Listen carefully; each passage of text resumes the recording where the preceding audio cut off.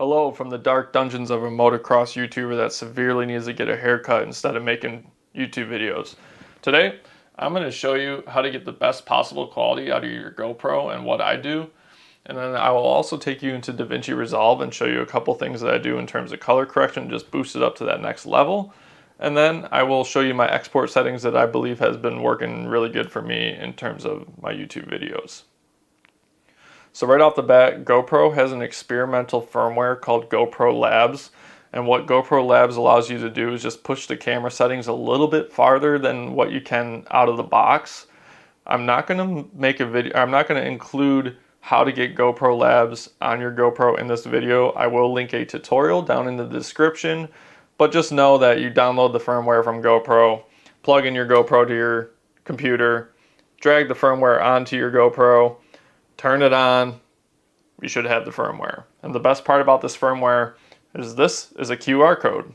Turn on your GoPro, point it at the screen, and boom, you have my settings. I ain't gonna make you sit all the way to the end of the video for my preset. Just get that preset. However, it is very important to know what I have set in the preset, because if you just go download it and then go running out, you're gonna be like what is this? You're not going to like the footage. You got to stick around. Don't click out the video just yet. So, the preset. The preset is set at 5.3K, 30 frames per second. Shutter speed is 1/120 because I use an ND filter on the GoPro. This one specifically is a ND8. 1/120 shutter speed. I shoot in GP log. This is very important. You just downloaded my profile. You go to record and your footage is going to look all gray and not have any color. We'll get into that later in the video. White balance at 5,500 Kelvin. I have my minimum ISO set at 100 and max at 400. I do that because if you start pushing the ISO on the GoPro in the log format, the quality starts to go poo-poo. And then like little things like wind noise is on automatic, and then I also shoot in hyperview. I used to shoot in superview a lot, but I've been really liking hyperview.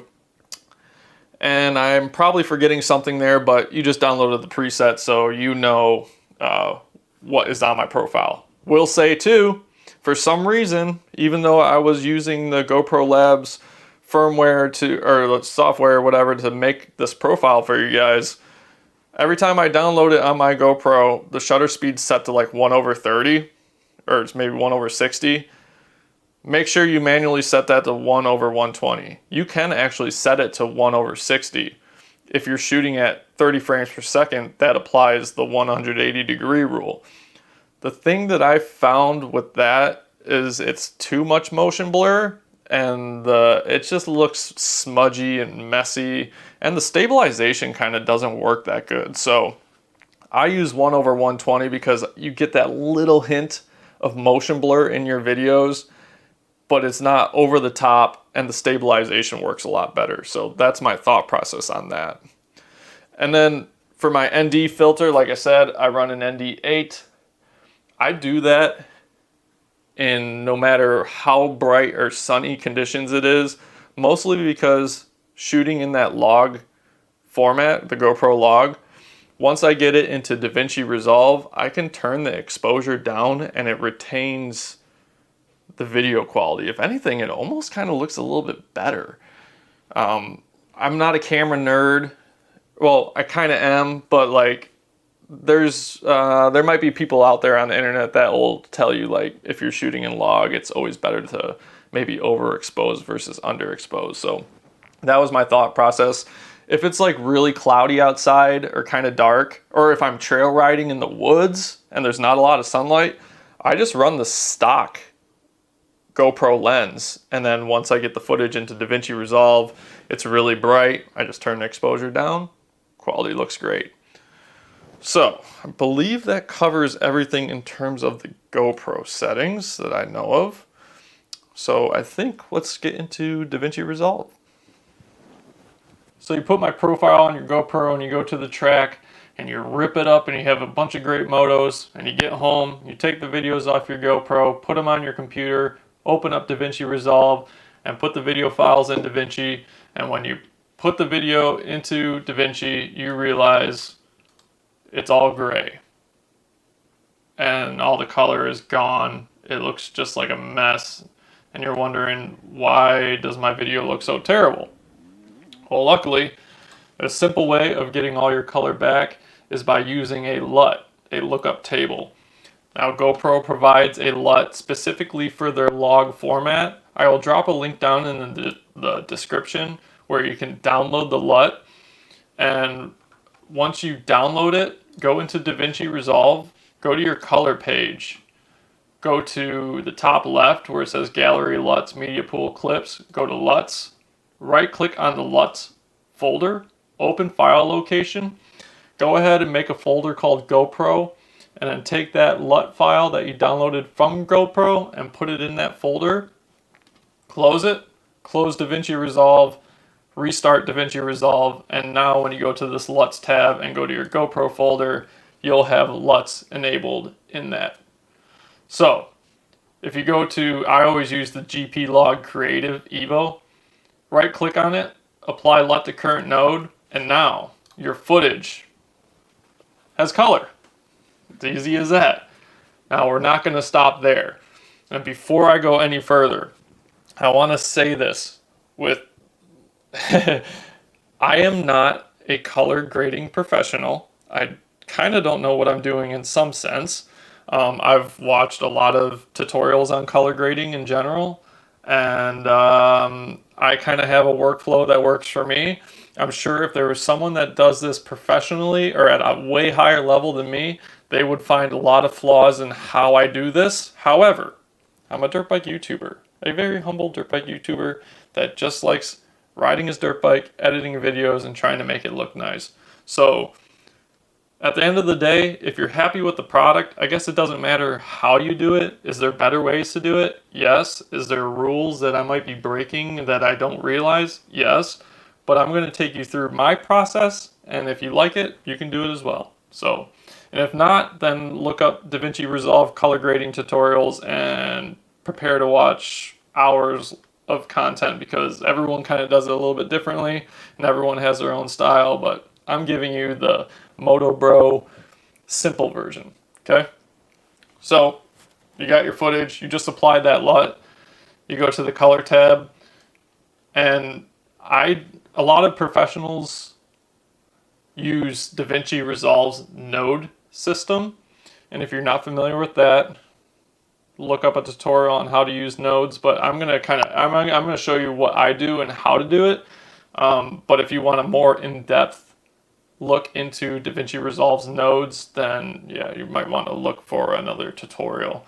But for instance, right now we're on the color page, and you see that we have just one node that has the LUT that gave it the log footage color. I'm going to reset this, bring us back to log, and I'm going to hold Shift and click S 3 times. That gives us 4 nodes total. I'm going to go line them up, and I'm going to label these. I'm going to go WB for white balance, this one exposure, this one tweaks, and then this one LUT. And then I'm gonna, since I have the 4th node highlighted, I'm gonna go over here and apply my LUT. So now I'm actually gonna do it on this clip.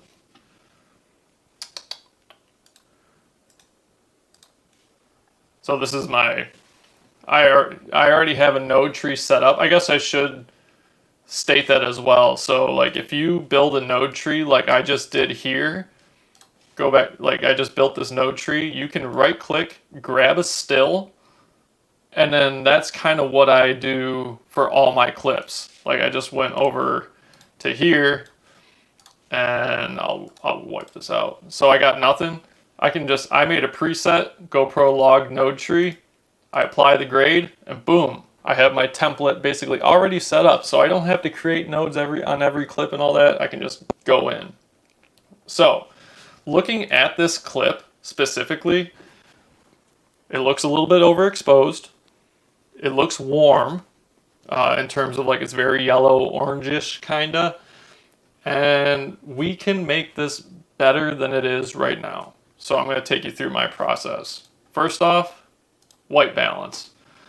Like I said, it looks warm, looks a little bit yellow orangish, right? I'm going to come over to the bottom left where the temp is. I'm going to grab it and drag left.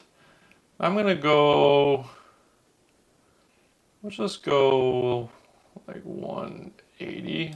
There's no like numerical number that's perfect. I know there is a perfect way to get white balance somewhere in DaVinci Resolve, but like I said, I'm not a professional. I just kind of do it by my eyesight. So if we come back to the clip, you can see it's definitely a lot less yellow. This looks more natural to what I see with my own eyeballs, and I think it looks pretty good. I also like kind of look at the clouds and the sky. If your clouds and sky have like a reddish hue or like orange, yellowish, I usually take that color slider and make it more cold so that the clouds look more white. So now that we got that done, I'm going to go back to the color tab and go to exposure. It looks like it's kind of overexposed a little bit. It looks really bright. I'm going to go to this offset wheel, go below the 325s, grab this wheel and start dragging it to the left. I'm going to bring it down, probably to about right there. So that is a little less bright. The shadows and all the dark parts of the image look better, in my opinion. Yeah, I mean, that's basically it. It's all, to be honest, I just go by a visual basis. And then, so we'll go to our third node, which is tweaks. And this is where, like, if you want, so I noticed it's not too bad here, but my fender is a little bright. And since I overexpose, like the highlights kind of can be a little strong. So I'll go to my highlights and just tune it down just a little bit. And then I'll add a little bit more saturation just to make the colors pop a little bit. Not by much. I'm making very minimal tweaks. And let's see if I want to do shadows at all. I can bring the shadows down a little bit just to give the shadows a little bit more depth. So right there, already we have a way better image than what we started off with. And now, so we have a way better image than we started off with, and there is a little tool in DaVinci that I like using. As of now, everything looks really good, but if you go down here, and there's curves, there's this water droplet and all that stuff. If you go to this water droplet with a whole bunch of dots on the right side of it, this is color slice, and it allows you to saturate specific colors in your image. So honestly, what I like to do, I like to go over to cyan and blue and boost them up just a little bit. Well, maybe not. I'll do a decent amount just for exaggeration point. But what this does is it will change the different parts of your image for sure. But if you look now the sky is nice, vibrant, popped blue. And it looks like this looks really, really good. So just for an example, I'm going to cut over here to, this right here is the log footage. This is just applying the LUT. And then this is our color corrected post visual. And honestly, that looks a lot better than that.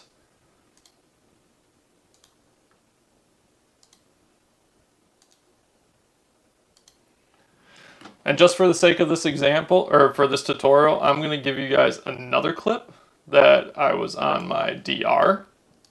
So I already kind of have my node tree right here, obviously, all set up. I have my LUT, but besides that, I have not touched the clip, okay? So I'll just let this play out a little bit. So to me, This honestly looks really good. I wouldn't even want to do much tweaks. If anything, it might be a little overexposed, but everything's popping. The colors look really, really nice.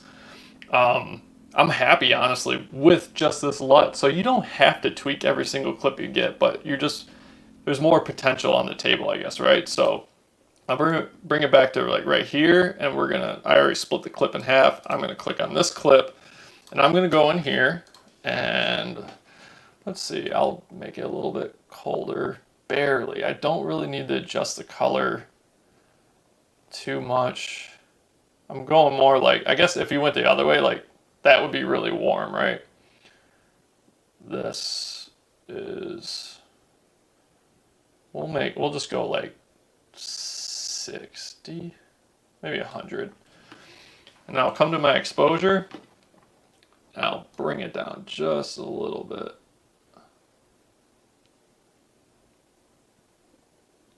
Maybe like so. And now I'll go to my tweaks, add a little bit of saturation, just make those colors pop. And then maybe bring the shadows down just a little bit. So now if we compare the clips, we got that's before and that's after. So it's a pretty, it's very minor tweaks, but minor tweaks can go a long way, as you can see.